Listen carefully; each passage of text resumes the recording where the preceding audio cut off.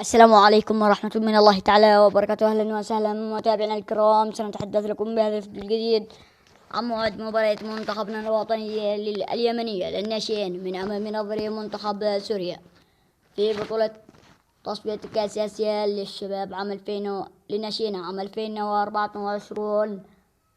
أولا فضلا وليس أمرا لا تنسون الإعجاب من الفيديو، الاشتراك في القناة وتفعيل زر الجرس والإشعارات ليصلكم كل ما هو جديد.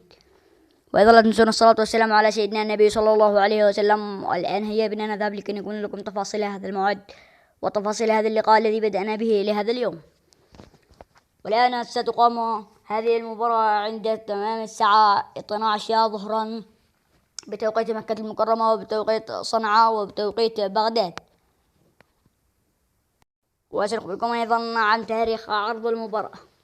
ستقام عام 2024 شهر 12 يوم 1 من شهر 12، وستقام مباراة ودية. ولهنا سوف نكون قد أكملنا لكم تفاصيل هذا اللقاء.